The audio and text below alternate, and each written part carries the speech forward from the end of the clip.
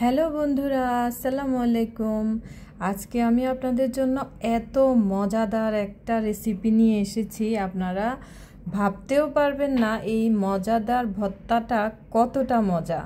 আমি অনেক রকমের ভর্তা বানিয়েছি, আগে পরে রেসিপি দিয়েছি, বাট এটা যে কত মজা আপনাদেরকে আমি খেয়ে দেখাচ্ছি। এই তো আমি নিয়ে নিলাম, আর হাতেরগুলো একটু ভাতের সাথে মিক্স করে নিয়েছি। এখন একটু খেয়ে দেখি কেমন হয়েছে আমার চেপা শুটকি দিয়ে কচু শাকের ভর্তা বা কচু শাক দিয়ে চেপা শুটকির ভর্তা। বিসমিল্লাহ।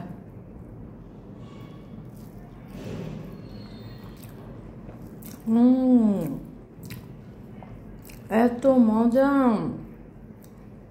আল্লাহ মাশাআল্লাহ, এত লোভনীয়, এত মজা, এত ঝাল ঝাল, এত টেস্টি একটা ভর্তা।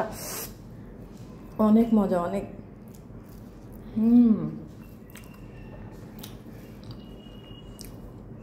এই ভর্তা যারা খাবেন না তারা মিস করবেন, সত্যি অনেক অনেক মজা।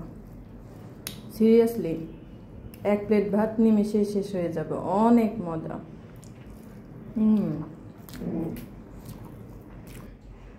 তো বন্ধুরা, দেখলেন তো আমি কত মজা করে খেয়েছি। কচু শাক দিয়ে যে এত মজাদার ভর্তা হয় আমি কিন্তু আগে জানতাম না। আমি টিকটকের মধ্যে একটা ভাইয়ার ভিডিও দেখেছি, তো উনি সম্ভবত উত্তরবঙ্গের ছিলেন, আমার ঠিক মনে নেই, আমি অনেক দিন আগে দেখেছি। দেখেই তো আমার লোভ লেগে গেছিল, তো আজকে আমি বানিয়ে ফেললাম। তো আমি এখানে এক আঁটি কচু শাকের শুধু পাতা দিয়েছি, পাতা দিয়ে তারপরে আমি এখানে 4টা পেঁয়াজ দিয়ে দিলাম, তারপরে একটা রসুন, আমি আস্ত রসুনের কোচ দিয়ে দিলাম একটা রসুনের, তারপরে আমি 12-13টা শুকনো মরিচ দিয়ে দিলাম, তারপরে আমি আবার 10 থেকে 12টা কাঁচামরিচ দিয়েছি। আমি একটু ভর্তাটা ঝাল ঝাল পছন্দ করি, একটু ঝাল ঝাল খেতেই আসলে ভালো লাগে, সেজন্য একটু মরিচটা বাড়িয়ে দিবেন, আর যদি ঝাল কম খান তাহলে কম দিবেন। তো তারপর আমি চেপা শুটকি ধুয়ে 7টা চেপা শুটকি দিয়ে দিলাম। আপনারা যদি ভর্তা বেশি বানান তাহলে আর একটু বেশি দিবেন, কম বানালে আর একটু কম দিবেন। তো বন্ধুরা, আমি সব কিছু দিয়ে এখন এখানে আমি পরিমাণ মতো লবণ দিয়ে দিব। পরিমাণ মতো লবণ দিয়ে তারপরে আমি এখানে দিয়ে দিব সরিষার তেল। সরিষার তেল অবশ্যই দিতে হবে, তা না হলে কিন্তু ভালো লাগবে না।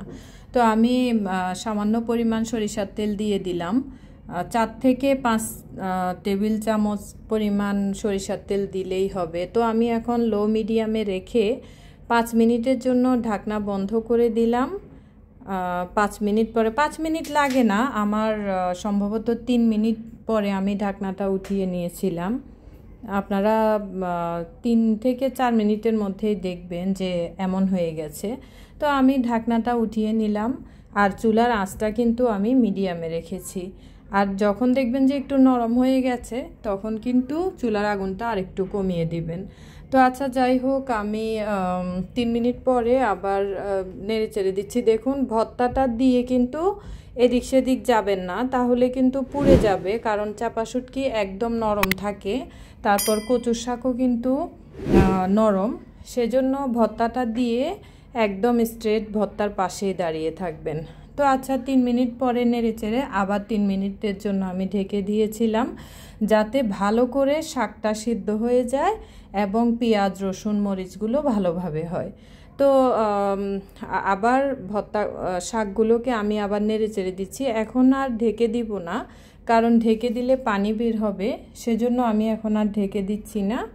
ঢেকে না দিয়ে আমি একটু নেড়ে চেড়ে ভালোভাবে আমি শুকিয়ে নিচ্ছি তেল, তারপর পানি যদি অবশিষ্ট থাকে সেগুলো যাতে ভালোভাবে মিক্স হয়ে যায় অ্যান্ড শুকিয়ে যায়। তো আমি ভালোভাবে সেদ্ধ হয়েছে কিনা দেখলাম, এই যে রসুনটাকে আমি চেক করে নিলাম। রসুন যখন দেখবেন যে সফট হয়ে গেছে তখন বুঝবেন যে একদম ফাইনালি সব সেদ্ধ হয়ে গেছে। তো আমি নামিয়ে ফেলবো, এখন নামিয়ে ফেললাম। নামিয়ে আমি পাটায় বাটার জন্য নিয়ে এলাম। আপনারা এই ভর্তাটা যদি হ্যান্ড ব্লেন্ডারে করেন আমার মনে হয় মরিচগুলো হতে চাইবে না, আর যদি পাটায় বাটতে না পারেন তাহলে মরিচগুলো আগে বেটে নেবেন। তো আমি দেখুন আগে কিন্তু মরিচগুলো আগে বেটে নিচ্ছি, কারণ মরিচগুলো একটু শক্ত থাকে। তারপর আমি ভর্তা বানিয়ে নিলাম। তো আমি ভর্তাগুলো বানানোর পরে দেখুন আমার হাতে লেগে আছে। আমি একটু চেক করেছিলাম যে আমার ভর্তাটা কেমন হয়েছে খেতে। তো আমি চেক করার পরে তো এত বেশি মজা হয়েছে, আমি কিন্তু আর আমার হাতটা ধুইনি, না ধুয়ে আমি খেতে চলে আসলাম আর বাটিতে নিয়ে নিলাম। দেখুন এখন আমি খাওয়া শুরু করব। আমি ফার্স্টে দেখিয়েছি, তারপরেও আমার এই কচু শাকের ভর্তাটা এত বেশি মজা হয়েছিল, আমি কিন্তু আর 1 মিনিটও দেরি করিনি।